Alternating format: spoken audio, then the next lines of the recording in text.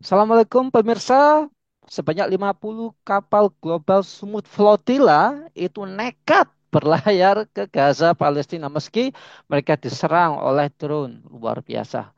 Ya, mereka dengan gagah berani menentang blokade laut Israel.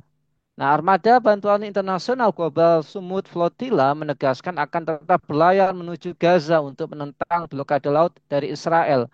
Meskipun mereka mendapatkan penentangan dari kekuatan laut, ya, kekuatan laut dari Israel, mereka mendapatkan tekanan politik dan serangan udara. Nah, pernyataan itu disampaikan penyelenggara pada hari Jumat sehari setelah Italia mendesak mereka menerima kompromi untuk menurunkan bantuan di Siprus.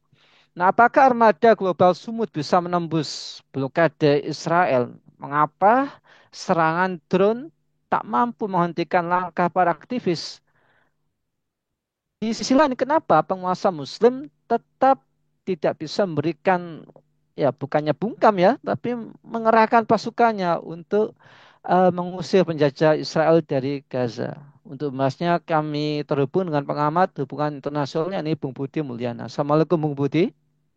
Assalamualaikum warahmatullahi wabarakatuh, Mas. Bung Budi, bagaimana perspektif Bung Budi melihat keberanian 50 kapal global Sumut Flotilla yang mereka nekat berlayar ke Gaza meskipun diserang drone, mereka mendapatkan tekanan politik juga.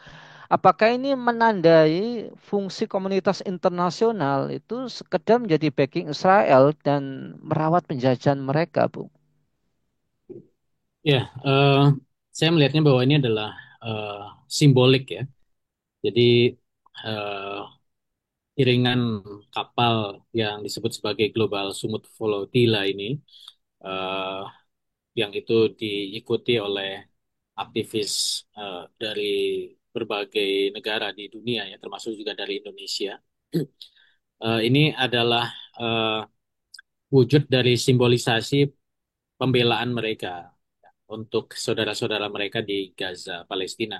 Ketika memang instrumen internasional ini sudah tidak berfungsi, sehingga mereka harus mengirimkan bantuan secara mandiri, ya, tidak melalui jalur PBB misalkan, dan mereka melakukan penggalangan dengan iring-iringan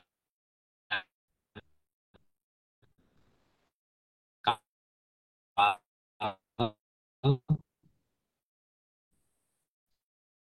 kapal laut, ya, memunculkan problem ya. Berikutnya juga bahwa yang penting ini bisa dibangun sebagai sebuah opini secara internasional bahwa masih ada yang peduli terhadap nasib saudara mereka di Gaza, Palestina, di tengah genosida yang luar biasa dan mudah-mudahan ini bisa menjadi tekanan politik gitu ya. Karena ini kan juga dilakukan beriringan dengan beberapa agenda internasional seperti pidato-pidato di sidang Majelis Umum PBB, termasuk juga menjelang 2 tahun dari peristiwa genosida ini ya, 7 Oktober. Ini sudah 2 tahun dari sejak serangan 7 Oktober ini, akhirnya kemudian berbalaskan genosida Israel terhadap Muslim di Gaza, Palestina gitu. Jadi saya melihatnya seperti itu, Mas. Bung Budi, dengan ikutnya tokoh dunia seperti Greta Thunberg dalam armada Sumut Flotilla ini, apakah ini akan bisa ya memberikan kekuatan ya ini dukungan moral publik dari masyarakat global dengan harapan bisa mengubah peta politik ya ataukah nantinya ya kekuatan veto dari Amerika Serikat dan negara-negara pro Israel ini mampu membungkam eh, keberanian mereka, Bung. Ya, tadi saya sampaikan bahwa ini eh, saya melihatnya ini pembangunan opini ya. Jadi lebih ke arah sana apa yang dilakukan oleh eh, saudara-saudara kita yang menggalang bantuan kemanusiaan dengan global sumut flotilla ini gitu. Karena eh, untuk bisa menyelesaikan persoalan di Gaza, Palestina ya, ini kan butuh kekuatan real, kekuatan yang sifatnya militeristik ya, kekuatan yang memang state to state ya, negara lawan negara gitu. Bukan kemudian kekuatan komunitas yang ya mereka didorong oleh eh, rasa semangat dan simpati gitu. Dan mereka tentu tidak punya landasan kekuatan yang permanen ya. Kekuatan komunitas masyarakat internasional ini beda dengan negara. Negara itu kan dia punya punya struktur, punya instrumen yang lebih lebih permanen dan fix gitu ya. Sehingga eh, arahnya itu ke opini. Karena nanti harapannya ya kalau opini ini terus meluas, bagaimana juga aksi-aksi demonstrasi yang sudah disuarakan di hampir seantero penjuru bumi ya, bahkan di negeri-negeri barat ya, dari Eropa, Amerika sendiri, bahkan di Australia ya, di luar negeri-negeri kaum muslimin, ini kan juga menjadi tekanan publik yang akhirnya beberapa beberapa pemimpin negara itu mereka mulai mengubah arah politik mereka ya. Misalkan mulai muncul pengakuan terhadap eh, apa namanya Palestina walaupun masih dengan syarat two state solution misalkan. Dan ini juga cukup mengguncang secara politik global seperti apa yang dilakukan oleh Inggris ya, kemudian Prancis, Kanada gitu ya. Dan ini membuat gusar Israel gitu. Walaupun ini kan juga masih kita lihat bagaimana dinamikanya ke depan. Karena tetap secara real di lapangan, apa yang terjadi di Gaza ini kan masih belum ada penyelesaian secara langsung. Ini masih eh, ada di level opini dan di level diplomasi internasional gitu ya. Saudara-saudara kita di sana masih mengalami situasi-situasi yang sulit sebagaimana yang mereka sudah alami pada masa-masa sebelumnya. Itu Mas Nana. Ya, Bung Budi, apakah serangan drone terhadap kapal-kapal dari Global Smooth Flotilla ini dapat dikategorikan sebagai pelanggaran hukum internasional?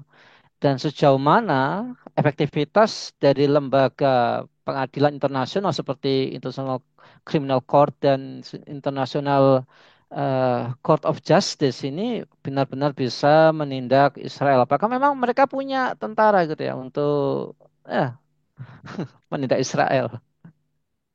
Ya, dalam yurisdiksi teritorial ya, itu kan ada pengaturan terkait dengan masalah apa namanya kedaulatan baik kedaulatan darat, kedaulatan laut dan kedaulatan udara ya.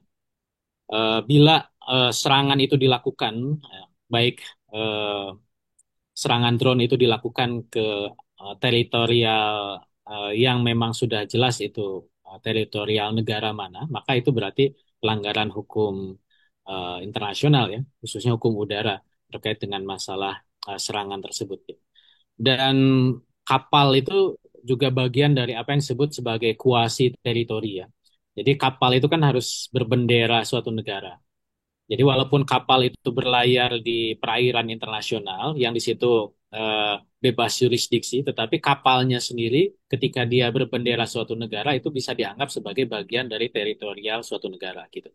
Maka serangan drone atau serangan apapun ya terhadap kapal berbendera suatu negara itu adalah serangan terhadap yurisdiksi kedaulatan suatu negara. Itu berdasarkan hukum internasional. Nah, cuman kan masalahnya bagaimana tindakan terhadap serangan gitu ya. Eh, Tentu yang harus melawan adalah negara yang bersangkutan, melakukan nota protes atau mungkin melakukan serangan balik gitu ya. Cuman kan nanti pertanyaan berikutnya apakah negara yang diserang itu mau melakukan serangan balik atau tidak. Ini kan banyak juga faktor pertimbangan. Sebagaimana kemarin misalkan ada serangan bukan drone ya, bahkan serangan roket ke Qatar, Qatar kan tidak melakukan serangan balik gitu karena memang situasi internasionalnya tidak menjadikan Qatar memiliki keberanian untuk bisa melakukan serangan balik. Sama juga terhadap serangan-serangan drone terhadap kapal-kapal yang ada di rombongan bantuan kemanusiaan ini gitu ya. Pasti itu melanggar hukum internasional, tapi sejauh mana responnya bergantung kepada negara pemilik kapal tersebut gitu ya. Nah, itu kalau misalkan itu berlanjut, itu nanti bisa diangkat ke ICJ ya, bukan ICC, International Court of Justice. Karena ICJ ini adalah lembaga internasional yang akan menyelesaikan sengketa antar negara gitu. Maka ya jalan yang bisa ditempuh melalui ICJ. Cuman kan balik lagi apa? Karena kan sifatnya hukum internasional itu adalah dia bergantung kepada pihak yang mau mengajukan gitu ya. Kalau pihaknya tidak mau mengajukan secara ke peradilan internasional ya itu tidak akan masuk ke ICJ gitu.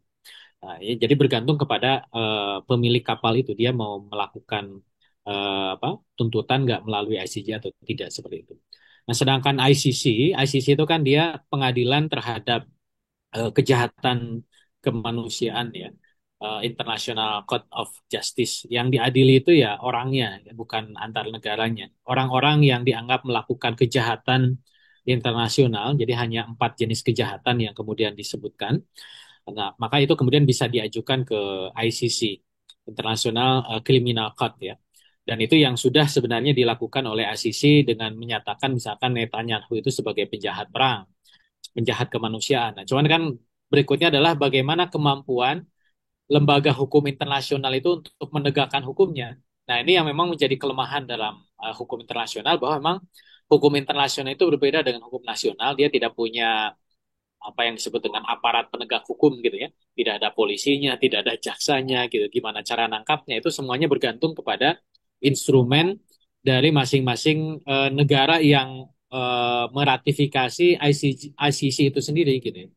Ketika negara itu tidak mau menjalankan ya berarti ya tidak bisa berjalan mekanisme melalui ICC dan ini yang kemudian terjadi kan walaupun sudah dinyatakan Netanyahu itu sebagai penjahat ke perang melalui ICC tetapi ya sejauh ini kan tidak bisa Netanyahu itu diadili melalui ICC kecuali ya mungkin nanti ada kekuatan secara global yang bisa menyeret dia gitu ya.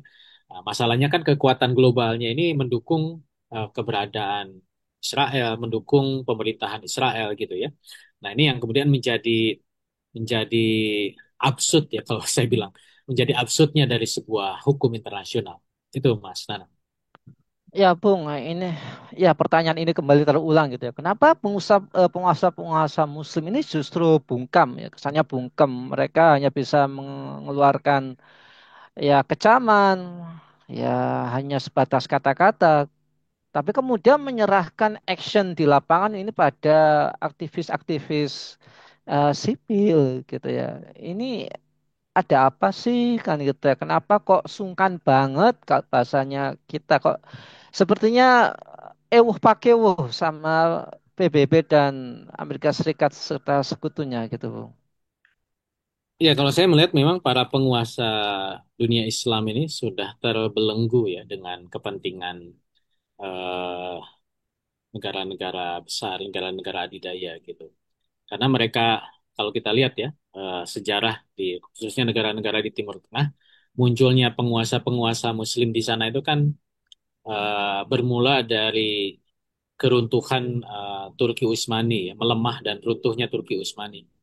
Ketika mereka hadir itu atau dihadirkan itu oleh kolonial, oleh negara kolonial, dulu Inggris dan Prancis, dan mereka kemudian diberikan kekuasaan untuk merongrong kekuatan umat Islam, kehilafan Islam Turki Utsmani gitu.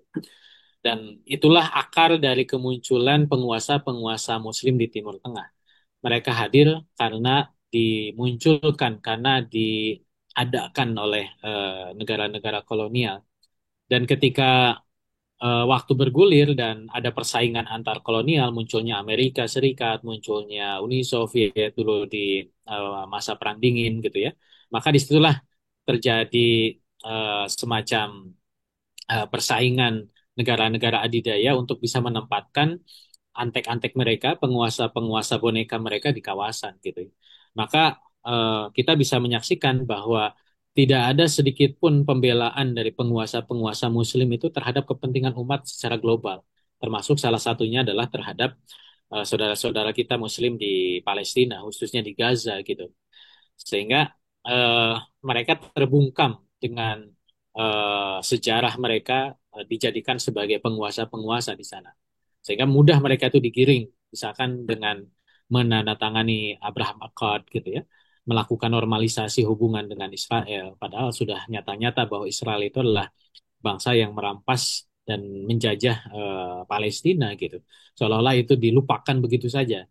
Menata hidup baru dengan pola pikir ala tuan mereka, Barat ya, negara-negara kolonial. Sehingga isu-isu yang kemudian terjadi di Palestina itu dikecilkan dengan isu-isu kemanusiaan. Dan ini kan sesuatu hal yang secara fitrah ya, kita melihat genosida, pembantaian, kelaparan, dan seterusnya itu kan muncul rasa kasihan kita sebagai sesama manusia. Seolah-olah hanya itu. Dan mereka pun juga melakukan bantuan-bantuan yang levelnya itu. Bukan kemudian hal-hal yang sifatnya mendasar, persoalan penjajahan, persoalan eksistensi Israel yang mengambil alih tanah Palestina gitu. Nah, makanya kemudian eh, munculnya aktivis-aktivis kemanusiaan ini kan suatu hal yang ya secara opini positif gitu. Cuman juga jangan ini menjadi seolah-olah eh, mengambil alih atau mengalihkan ya dari persoalan inti dari Palestina ini gitu.